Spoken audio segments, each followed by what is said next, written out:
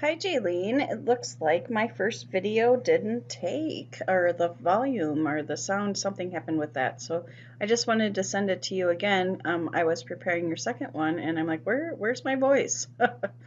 So here we go, brochure project. On your left here is the 4-page project, which I think is what you told me you were interested in doing last time.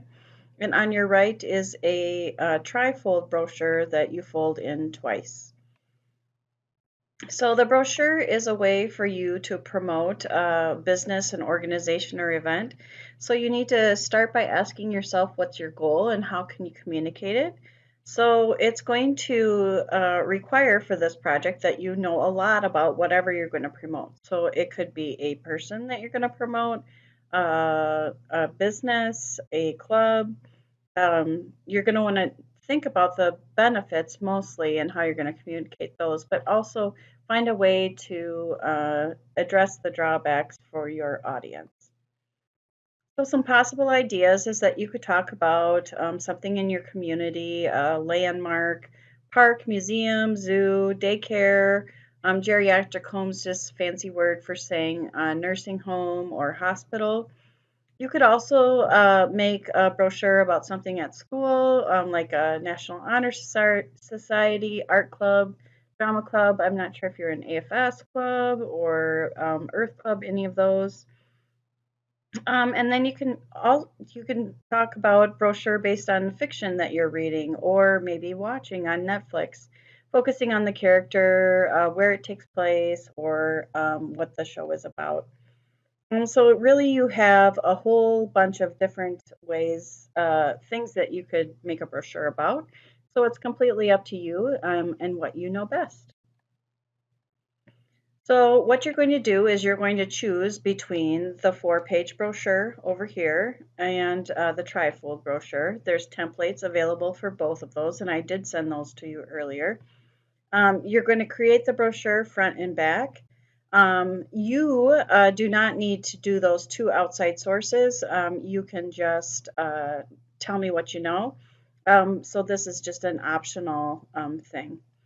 Last but not least, oh yeah, I told you that there was a template available for both. So I just wanted to give you some visual aids here.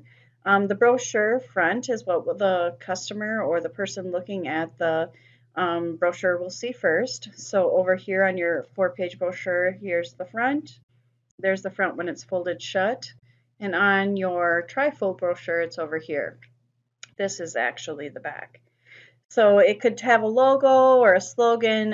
It should be pretty minimal. It doesn't have to be flooded with art like these examples are, but it certainly can be. It should be something that catches people's attention.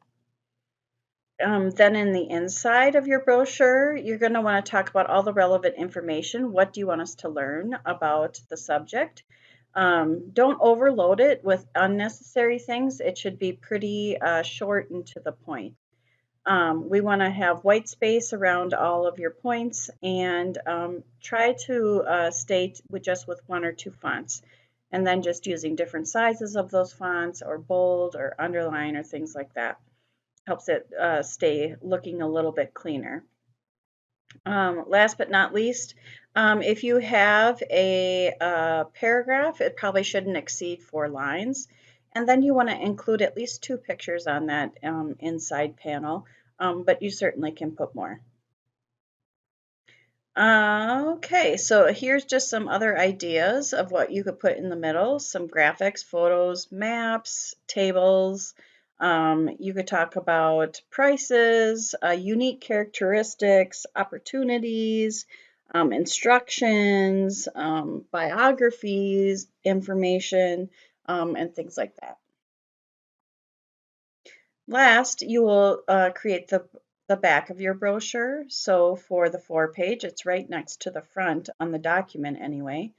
And actually on the trifold as well. This part right here is the part that folds in. So you should have something on this one, but very minimal on the back and very minimal on the front. So the back panel, it actually could be left completely blank, except for the information like your companies or your persons. name or the designer's name. Sometimes the back is completely white, just with created by Jaylene Guell. So make sure that when you're proofreading that your graphics and tables look great, that your font changes are minimal. Have you answered the questions who, what, when, where, why, and how? And maybe all those questions aren't relevant, but sometimes it just helps us thinking of all 5 of those to expand on our information. We're going to try to be concise. We don't want to say too much. We just want to say enough to get our audience's attention. And then who are you writing to? Is this something that will get their attention? Are you using words that they'll understand? Is there lingo or slang that's specific to your audience that um, you need to avoid?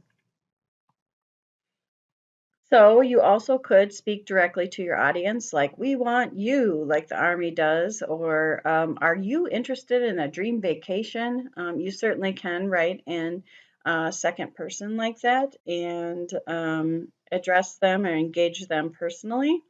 Also, you just want to make sure you proofread, make sure there's no typos, everything's capitalized, and there's periods and spelled correctly.